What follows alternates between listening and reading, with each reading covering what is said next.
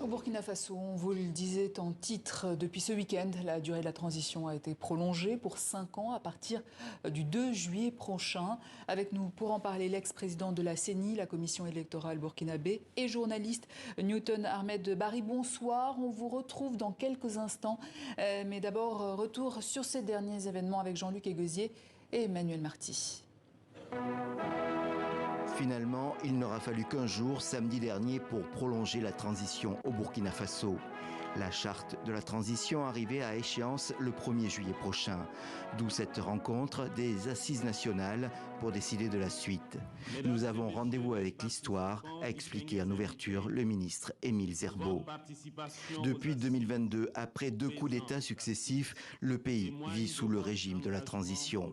Le premier, en janvier 2022, avait porté au pouvoir le lieutenant-colonel Damiba, mais il a été chassé en septembre de la même année par le capitaine Ibrahim Traoré. Celui-ci est devenu l'homme fort du pays. Au soir de cette journée de travail, le capitaine Traoré est apparu devant les délégués pour signer la nouvelle charte, probablement satisfait des résultats de ses assises.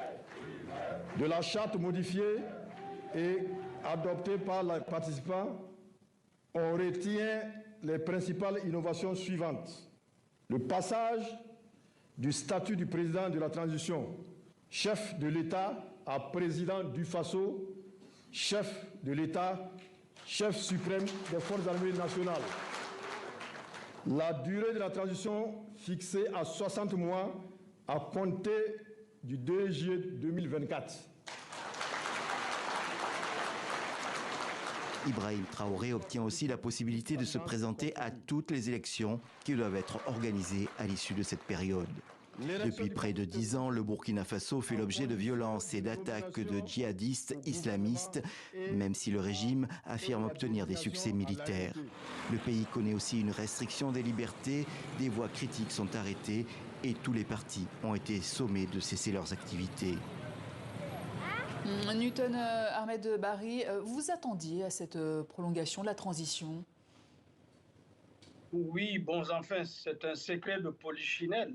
À partir du moment où, depuis le mois de janvier, de façon collégiale, les jeunes avaient décidé de quitter la CEDEAO, qui est l'institution par excellence, qui les contraigne à des règles, évidemment, de respect de transition, on pouvait, sans risque de se tromper, penser qu'on allait directement.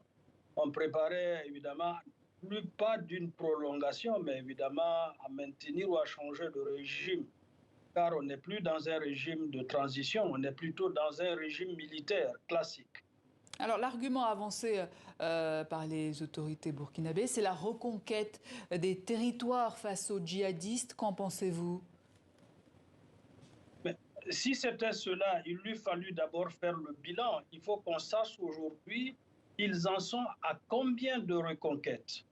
Je veux juste rappeler qu'à sa prise de pouvoir, le capitaine Ibrahim Traoré avait dit qu'à 60% de reconquête du territoire, ils étaient en mesure d'organiser des élections. Et d'autres références, il n'y a pas longtemps, devant les députés de l'Assemblée législative de transition, le Premier ministre disait qu'ils étaient à plus de 63 ou 65% de reconquête du territoire. Donc, normalement, par rapport aux prévisions, si évidemment ils respectent leurs paroles, ils devraient être en mesure aujourd'hui d'organiser des élections.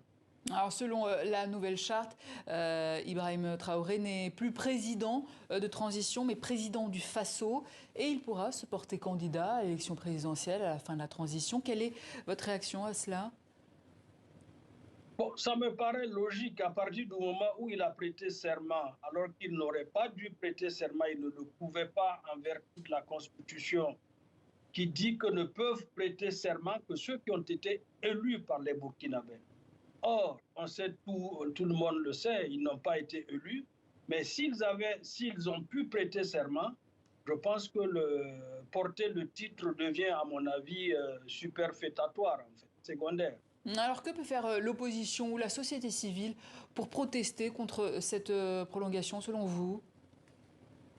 Ce qu'elle fait déjà, en tout cas les partis les plus représentatifs, parce qu'il y a quand même un retour et un référent, Ils ont refusé de participer à ce qu'on a appelé des assises. C'est déjà donc une résistance. On regarde et on va voir dans les jours à venir comment ils vont s'organiser, parce que j'imagine que cette situation-là ne peut pas être regardée comme ça sans que les partis politiques et les OSC qui représentent quelque chose dans le pays ne s'organisent. Alors une prolongation est aussi proposée au Mali. Est-ce que l'avenir des pays dirigés par les putschistes vous inquiète? Pas que ça m'inquiète. Bon, c'était déjà prévisible. Depuis quelque temps, comme je dis, on le voyait comme un nez sur le visage, que l'ensemble des jeunes, en créant l'AES, voulaient donc se singulariser et ne pas partir du pouvoir. Maintenant, la véritable question, c'est quel est leur objectif?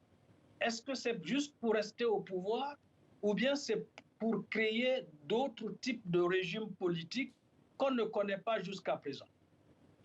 Newton Ahmed Barry, merci. Je rappelle que vous êtes ancien président de la commission électorale et journaliste.